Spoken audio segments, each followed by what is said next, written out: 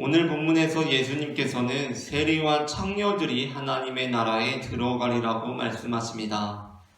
그리고 이 말씀은 많은 그리스도인들을 혼돈에 빠뜨리는 말씀입니다. 그렇다면 왜 오늘 본문이 많은 그리스도인들을 혼돈에 빠뜨리는 말씀입니까? 그 이유는 예수님께서 이 세리와 창녀들이 요한을 믿음으로 하나님의 나라에 들어가리라고 말씀하시고 있기 때문입니다. 오늘 본문의 31절부터 32절입니다. 세리들과 창녀들이 너희보다 먼저 하나님의 나라에 들어가리라. 요한이 의의 도로 너희에게 왔거늘 너희는 그를 믿지 아니하였으되 세리와 창녀는 믿었으며 너희는 이것을 보고도 끝내 뉘우쳐 믿지 아니하였도다. 여기서 세리와 창녀들이 믿은 것, 세리와 창녀들이 믿었다고 하는 그 대상은 누구입니까? 충격적이게도 예수님이 아니라 요한입니다. 그러나 그렇다고 해서 오늘 본문을 근거로 예수님께서 요한을 믿음으로 하나님 나라에 들어가리라고 말씀을 하셨으니까 우리가 예수님 아닌 다른 분 또는 다른 것을 믿음으로도 구원을 받을 수 있는 것 아니냐라고 주장하는 것은 조금 지나친 주장일 것 같습니다. 그 이유는 오늘 본문에서 예수님께서는 우리가 어떻게 하면 구원을 받을 수 있는지 구원을 받는 방법에 대해서 말씀하시는 것이 아니라 우리가 하나님을 믿게 되면 우리의 삶에 어떠한 일이 벌어지는지에 대한 말씀을 주시려는 것이기 때문입니다. 예수님께서 우리에게 말씀하시는 것은 요한을 믿은 자들도 하나님 나라에 들어간다라는 것이기보다는 요한을 믿은 자들에게 어떠한 일이 벌어지는지 너희가 한번 보라라는 것입니다.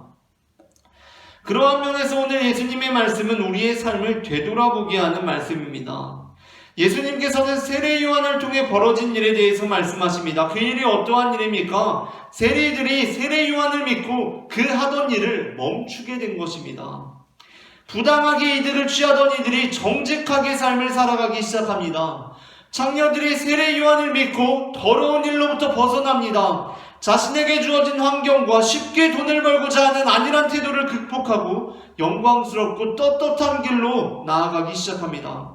그야말로 아버지가 포도원에 가서 일하라고 하면 맨날 가기 싫다고 하고 게으름만 피우고 제멋대로 이던 자들이 내가 잘못 살았구나 라고 생각하고 뉘우치고 다시 포도원에 가서 일하기 시작한다는 것입니다.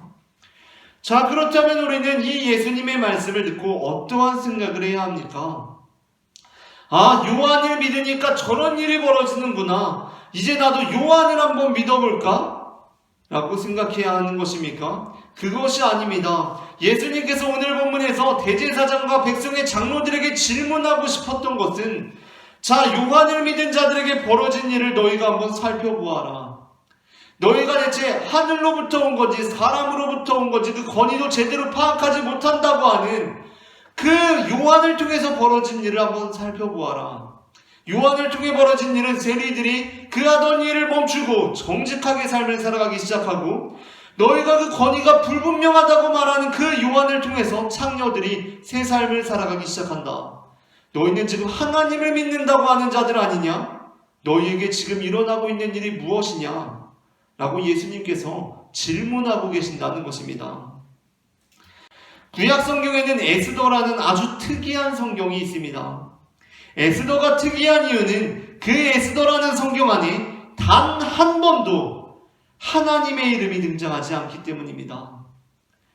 에스더는 구약 성경의 한 성경인데 구약 성경에는 예수님께서 오시기 전이기 때문에 하나님, 여호와 하나님이 중심된 주제 아닙니까? 중심된 경외의 대상입니다. 그런데 에스더에는 단 한 번도 하나님의 이름이 등장하지 않습니다. 하나님의 이름이 언급되질 않습니다. 하나님의 이름이 고백되질 않습니다. 에스더에서는 하나님께서 등장하지 않으실 뿐만 아니라 그 성경에서 어느 누구도 에스더도 심지어 에스더서의 핵심 인물인 모르드게도 단 한 차례도 하나님의 이름을 고백하지 않습니다. 이게 충격적입니다. 그런데 에스더는 우리에게 너무나 소중한 성경 안에 포함되어 있습니다.